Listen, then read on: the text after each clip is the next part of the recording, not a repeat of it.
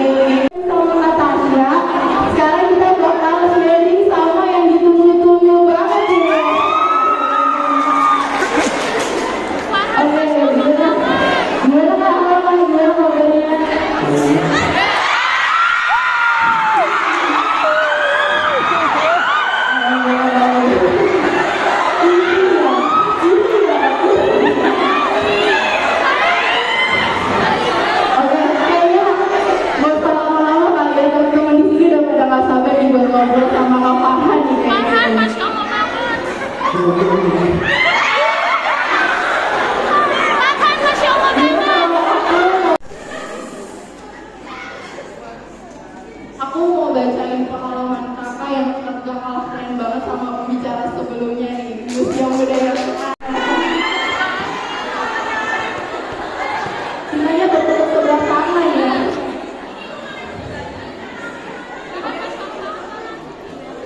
Paparan adalah education content creator dan influencer. Paparan juga lulusan SMA N3 Kota Tangerang Selatan. Beliau juga CEO founder at Cetak Kreator, CEO founder at Paradigma. Kalau kita mau menarik ya, sebelumnya mungkin aku perkenalan diri ya. Perkenalan Korea, nama aku Farhan. Aku baru lulus kemarin dari ITB.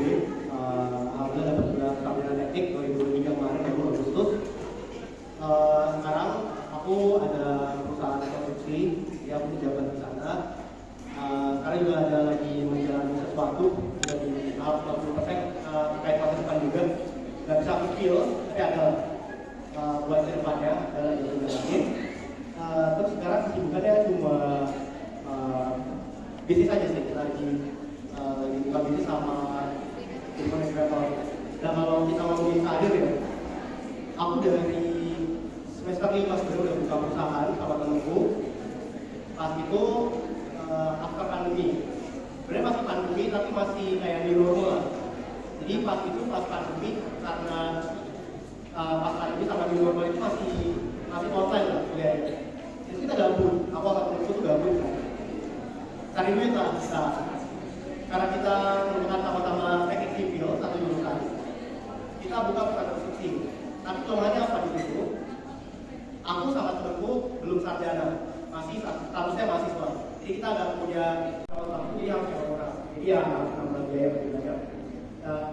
Pas awal-awal itu nggak lancar banget karena banyak minusnya dari segi transportnya. Karena kita dapat vendor itu di daerah Tangerang.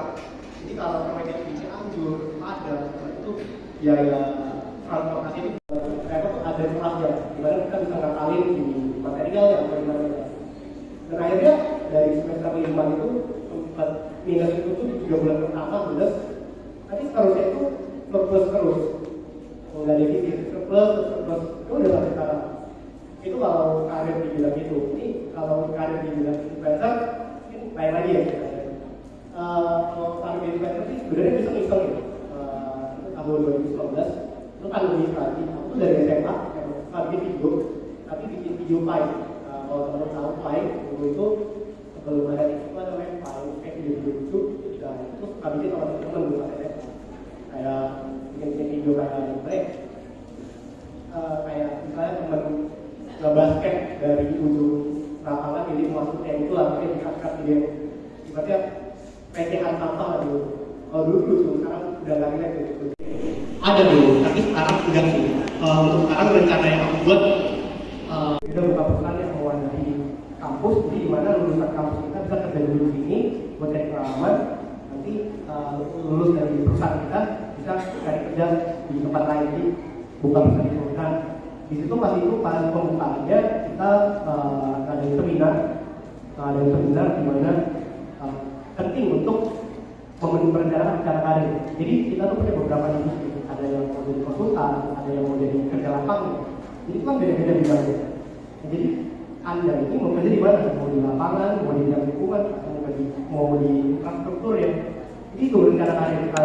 Dari identitas, yang satu itu pas presiden, bingung mau kerja di mana, mau kerja di A, B, mau kerja di mana. Banyak lah orang-orang yang sarjana hukum atau apa kerjanya di agensi dan sebenarnya tidak ada hubungannya sama sekali kecuali dia di bidang legal. Jadi walaupun rencana karir kita tidak sesuai sama keinginan kita nanti ya udah nggak apa-apa dulu. At least kita udah punya sertifikasi. Jadi walaupun nanti, karena aku udah beberapa kali juga coba iseng gitu apa kerja. Nah, pas itu tuh memang yang dipandang itu pengalaman kerja. Untuk fresh graduate itu tuh organisasi pengalaman kerja. Tapi lebih bagus lagi pengalaman kerja ya. Pengalaman kerja itu tingkatannya di atas pengalaman organisasi. Jadi teman-teman yang jadi asisten dosen, asisten praktikum itu maksudnya pengalaman kerja, bukan pengalaman organisasi. Jadi lebih dipandang lah sama HR dibandingkan kita jadi divisi apa.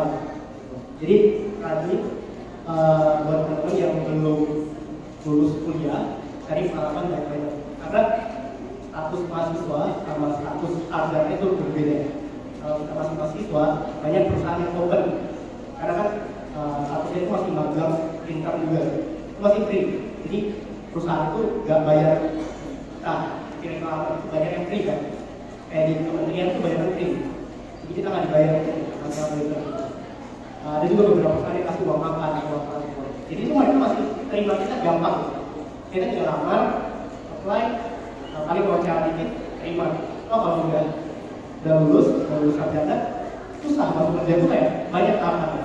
Interview, udah dipotes, udah kan pengalaman susah gitu kalau udah lulus.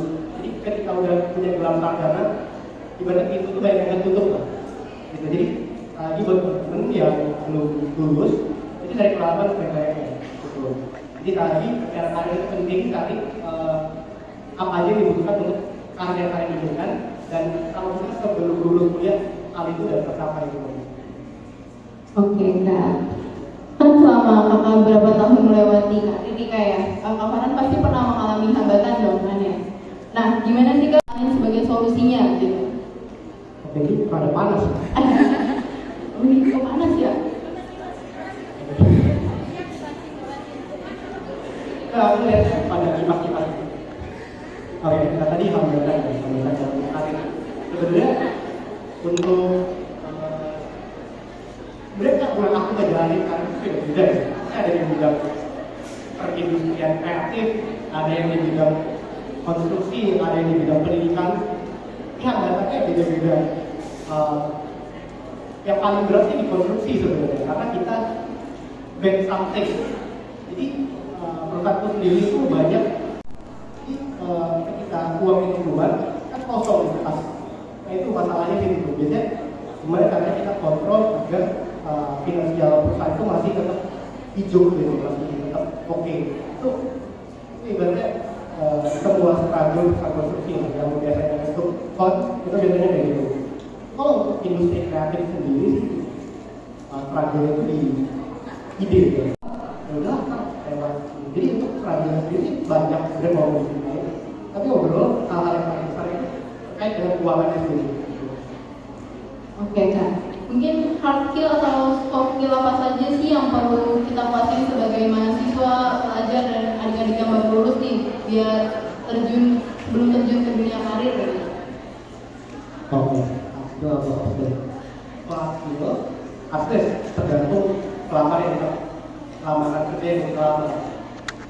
Kalau pelamar terkait programmer atau apa, bisa coding lah hard skill itu tergantung posisi yang kita lamar. Kita nggak usah mau skill karena buat teman-teman sendiri yang ada kuliah itu kan kita juga ada hard skill ya.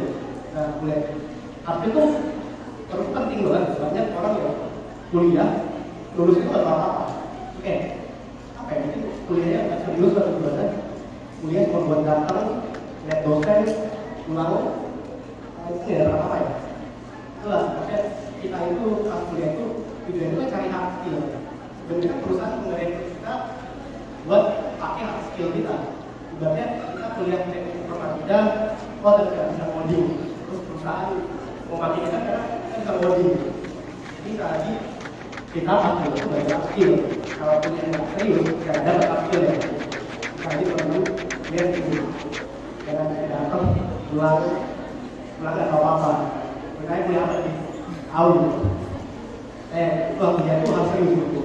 Dan banyak teman-teman yang misal, jadi kita belajar lagi sama kerja. Kita ribet belajar skill itu panjang. Karena kuliah tadi itu hard skill yang kita pelajari. Ibaratnya kita ketika mau kerja, kita belajar lagi 4 tahun itu yang udah kita lewatin. Kita ulang lagi. Nah jadi cara ya, teman-teman yang masih kuliah, serius aja lah gitu. Gak usah datang kuliah, yang itu nggak ngerti, yang tidur, pulang, ngapain gitu ya.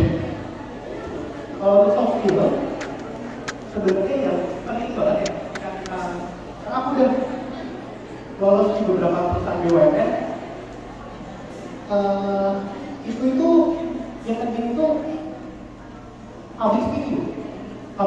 Jadi sebenarnya HR itu mau kita menjelaskan pengalaman kita secara jelas, apa yang kita sampaikan harus sampai ke HR itu adil. Jadi harus pas gitu, harus sinkron. Dan itu yang paling diperlukan untuk fresh graduate ya. Cara kita menjelaskan pengalaman kita, cara kita memperkenalkan diri kita, itu ini HR itu manusia juga yang punya emosi. Jadi kalau HR merasa cocok dengan jawaban kita, dia terima kita diloluskan untuk melalui tahap selanjutnya. Jadi kita harus ngobrol, gimana enaknya ngomong sama orang, tapi HR orang itu kita ngejelasin, kalau ditanya coba pengalaman kamu apa adanya ya? Kita cerita pengalaman kita secara enak gitu. Habis itu ini ada teman itu yang itu malah penipu